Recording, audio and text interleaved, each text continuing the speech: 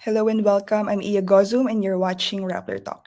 Every year, Philippine civil society brings community concerns to the United Nations Climate Change Conference. With us today is Rodne Galicha, Executive Director of Living Laudato Si and an environmental activist from Sibuyan Island, Romblon. Thanks, Rodney, for joining us from Dubai. Hi. Hi, yeah, thank you. Thank you so much for inviting us, the Rappler Talk, and we're Mhm. excited to report what is the progress of COP28 and what is it for the Filipino people. Right. So, Rodney, what are the main issues that civil society groups have brought up to the Philippine delegation at COP28? Well, the main issue that the civil society has been um, bringing to COP28, not only to the COP presidency, but also to the government, is the alignment of 1.5 degrees Celsius, specifically in our mitigation options. And we actually demanded that the Philippine government must champion the 1.5 degrees Celsius compatible uh, Mhm. just energy transition as one of the outcomes of COP28. Another one is highlighting the inclusion of the phase out of fossil fuels in Uh-huh. the COP28 text. Mhm. Especially today is the last day of COP28 here in Dubai. Right, right. Right. So you mentioned that this is the last day of COP28 and yesterday they came out with the global Stocktake draft. Meron na bang quick reactions ang Philippine civil society groups sa nilabas na draft kahapon? Ang unang-unang reaction kaagad doon sa GST o Global Stocktake Text is that Mhm.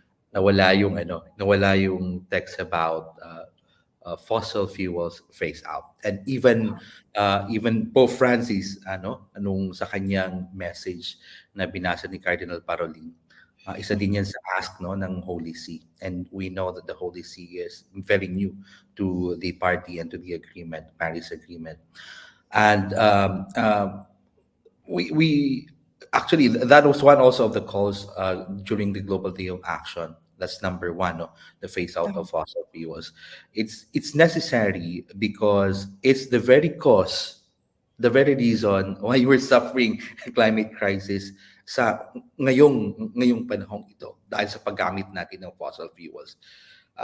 Na water down siya, even the face down ay tricky pa rin yung mga words. But for us, it's very important, especially for those who are most vulnerable and mga developing countries. And Mhm. we hope that in this last day of COP, ibabalik nila yung phase out of fossil fuels, yung option na yon upang mas ma-attain natin yung genuine na climate justice for those who are most vulnerable and those who suffered losses and damages. Of course, on top of that, day one pala ng COP28, yung loss and damage, yung operationalization ng loss and damage Mhm. fund and yung mga funding arrangement. We applaud, we appreciate that napagdesisyonan agad day one pa lang. Mhm. Okay, so Rodney, ano yung mga platforms or sessions na tinake advantage ng civil society groups and environmental groups sa COP28 to advance your cause, to Mhm. represent the communities whose cause you're bringing to the annual summit? Ano yung mga opportunities din na nakita nyong nag-open up for your groups? Usually sa mga COPs, no, sa conferences of parties, we're given the platform, especially for plenary, closing, opening, and even high levels. No? Mhm. But the civil society sectors like indigenous peoples and local communities, yung mga constituencies na tinatawag, we have no authority or power to negotiate. Only parties to the convention.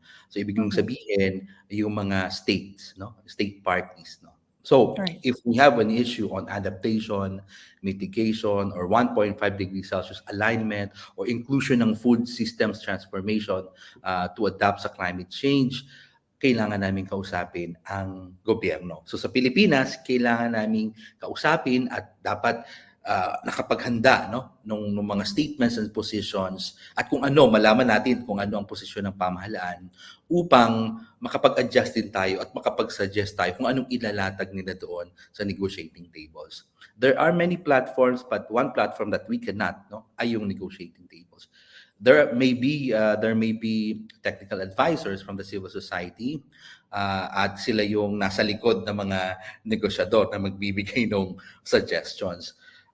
But we are glad that merong mga spaces dito sa COP28. So for the first time, we have this faith pavilion wherein different traditions ng faith ng mga pananampalataya ng mga relihiyon ay binigyan ng espasyo upang magkaroon ng mga events. We have the Indigenous Peoples Pavilion, yung sa Climate Action Pavilion, and we are very appreciative of that. But on top of that, knowing Dubai, United Arab Emirates, at medyo restricted yung mga rallies dito or yung mobilization, what the civil society and sectors were allowed to do mobilization last December 9, yung Global Day of Action. For the first Mhm. time, I believe, nagkaroon ng ganoong mobilization dito sa Dubai. But we need to understand that when you enter the premises ng COP28, nasa international area ka na, no? That's a Mhm. neutral area ng United Nations. Okay. Rodney, how is the relationship between Philippine society groups and the Philippine delegation? Because we've received reports from different groups na nung umpisa pa nga lang nung COP, they are feeling sidelined. No? Lalo na because at this COP, nagkaroon ng first ever Philippine Pavilion. So a lot of groups are actually hoping na mag-stage sila doon ng kanilang booths and events, side events. No? But I think that didn't happen during the duration of the COP. Ngayon na yung last day and wala tayong nakitang development on that part. So how was the relationship with the delegation? Were you able to talk with them in Dubai? Um, because of the clamor and also of many, many letters that we sent and the statements of our friends from other formations, larger formations, there Mhm. have been chances of talking to them. Of course, until now, we're still waiting for the formal letter na whether our application for side events are rejected or accepted. Mhm. I need to be very honest with that. Be that as it may, the Philippine delegation has been open, no, since the issue uh, ay pumutok na yun nga ay it seems that the civil society has been sidelined, like the larger formations, Mhm. and uh, there has been communication gap, and napag-usapan, naunawaan din ng isa't isa, ngunit siyempre yung whole of society approach na tinatawag natin, we've been asserting that. And I think DNR, who's leading the Philippine Pavilion, has also learned that lesson. And Mhm. of course, civil society, because of our assertions on democratic space. So we agreed that there should be an institutionalization of a certain Mhm. mechanism, not only for COP but for the whole year, no, climate Mhm. governance sa ating bansa, because we know mandate din kasi yan ng climate change law, climate change act, na bibigyan ng espasyo ang civil society at mga sectors and even business sa climate governance, and the mode and the mechanism on how to engage, yun yung medyo malabo, no, dahil hindi siya nakasulat, hindi siya institutionalized. Although we understand, no, from the very first COP, many civil society have been engaged helping the government. Na water down lang siya for the last 4 years, not only because of COVID, but also because of some complications on the actions of the government, no, na mayroong mga designate na mga chairperson which is not in the law, no, and even the civil society ay at that time hindi rin namin alam kung sinong kakausapin, but we know, no, climate change commission has been very open after the last administration. uh, Mhm. the last administration really narrowed down, no? Even tayo ay hinahabol natin sa mga hotels nila yung mga heads of delegation. But we're very appreciative, and we welcome the openness of the Department of Environment and Natural Resources. We had series of dialogues and conversations, and we hope that the mechanism will be institutionalized. But then again, we always assert the democratic space as provided by the Constitution and the Climate Change Act. So, Rodney, Philippine President Ferdinand Marcos Jr. has a lot of rhetorics on climate change, and clearly he understands the issue, no? And he's been posturing na magte-take ng leadership role ang Pilipinas to lead vulnerable nations to demand climate financing from other countries and a whole other slew of demands. He even said na baka pwede yung Pilipinas na maging host ng Climate Disaster Fund. Is that something na nakita nyo or na-experience nyo sa COP28? Notwithstanding na wala siya dyan, no? And only DNR Secretary Tony Yudo Loizaga ang nandyan sa Dubai ngayon. Well, we welcome that proposal and that bid of the Philippines to host the loss and damage fund board, no, and other processes. Naniniwala din ako na makatutulong ito, no, sa mga buong proseso at iba pang mga paraan, no, in attaining a swift actual operationalization and implementation of the mechanism, Mhm. given the context of our experience nung naranasan natin loss and damage, and how our country is moving forward para ito'y maging resilient, no, country. And we remember also yung boses ng Pilipinas 10 years ago, and we should not forget it, no, yung boses ni Yeb Sanyo na nag-lead sa adoption ng Warsaw International Mechanism on Loss and Damage. While we welcome that, no, while the Philippines can be that voice again, leading vulnerable countries, no, there's a bigger challenge back home, as I've Mhm. said, to strengthen climate governance and inclusivity through a whole of society approach, which should be genuine. And with that strong and robust inclusive climate governance, we'll be more than ready to take the responsibility. But we always assert that without uh, there is there is no climate justice without human rights. But on top of it, no, there is no human rights if the ecosystems, rights of nature, are not also respected and protected. So magkakaugnay-ugnay yan. And the government must think twice on the projects that they are implementing. That these projects such as reclamation, large dams, renewable energy projects within protected areas, mining, opening up of coal plants, yung possibility ng nuclear power. I think those projects should be thought twice, because that will increase vulnerabilities of the peoples and of our delicate ecosystems. So, and also, syempre, kailangang tingnan natin yung Climate Change Act, no? And a challenge would be how the DNR and the Climate Change Commission should be working together, because we know that dapat natin i-clarify yung role din ng DNR sa buong prosesong ito at yung role ng CCC. But we really know that the CCC has been doing its best not to reach out to the civil society organizations and sectors. Na alam naman natin that's the mandate of the Climate Change Commission.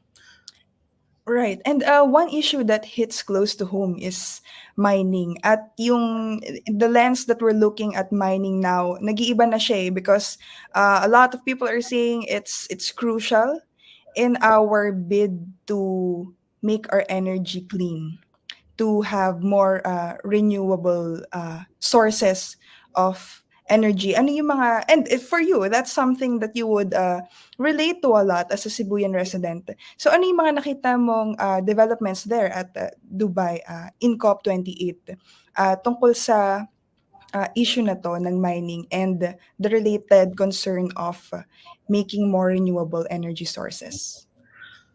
There has been events, no, on just transition and responsible mining and yung critical minerals na dapat gamitin para magkaroon ng renewable energy, yung kanyang materials to make equipments for renewable energy. Napakahalaga itong pag-usapan, no? Uh, I know we had some conversations with Secretary Tony Yuliloy Saga, in fairness to her position as well, that sabi nga niya, we need to discuss this further in just energy transition and critical minerals, because this may affect, no, this will have larger impacts to our protected areas, delicate ecosystems ng Pilipinas. We know that one of the priorities also of this administration is mining. So I think if the doors of the government are open now for discussion, especially for critical minerals, ano yung mangyayari, and yung human rights ba maapektuhan, yung ecosystems ba maapektuhan.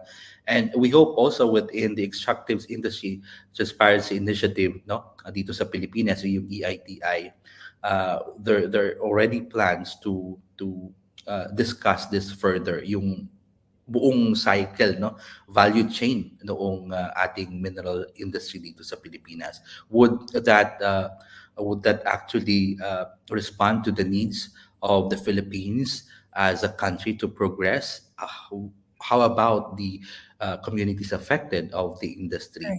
If the this will be used for just energy transition, how just is the energy transition if ecosystems are affected and the rights of of the peoples are impacted as well? Mhm. So, Ronnie, this is the last day of COP28. From your evaluation, no, sa engagement na nakamit ng Philippine civil society groups in this year's summit, would you think uh, communities' voices were heard in this year's conference? And what are environmental and climate groups expecting from the final document na malalabas dito sa COP na to? Up to the last minute of the COP, hindi natin alam, no? Mhm. When I talked to one of the negotiators ng G77 plus China, he said it's already sa hands nung plenary at ng COP presidency, yung mga text na yon. May mga champions din silang tinatawag at may mga experts na nagre-review ng text and even finalizing the draft of the text. What we expect that the voices of the constituencies are heard, especially for the alignment to 1.5 degrees Celsius, the phase out of fossil fuels, and I think the inclusion of the transformation of food systems, agriculture, ay na-include na rin doon sa text, and there are a lot more, no, because ang daming mga lobbyists dito from the fossil fuel industry, and in countries like the United States have been, standing up, and others like they're standing up for for for national security and national interest. Yan naman ang agenda ng lahat ng mga parties. But we hope na there should be wins, no? We do not know what will happen until the last minute. It may be extended, just like what happened before. But if there are issues and concerns na hindi matatapos, pag-uusapan yan sa intersessional sa Bonn, Germany, and even, of course, yung bridging, no, ng COP28 to COP30 sa Azerbaijan, sa Baku, no, the COP29, very crucial yung mangyayari doon. At kung ano man yung hindi matatapos, dapat matapos yan. At syempre yung technical na pag-uusap, mangyayari yan sa intersessionals. But we hope that the phase out of fossil fuels will be included in the final text. Well, I think whether or not masama yung phase out call, well, see you next year. It's always like that. Year in, year out.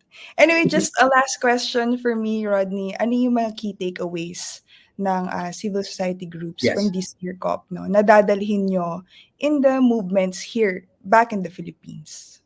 Uh, the civil society has been very robust in the country. When we talk to people here at COP, they will always say the civil society movement in the Philippines ay napakalakas at napaka-aktibo. And we have our roles to play, no? We have our roles to play, meaning to say maraming formations.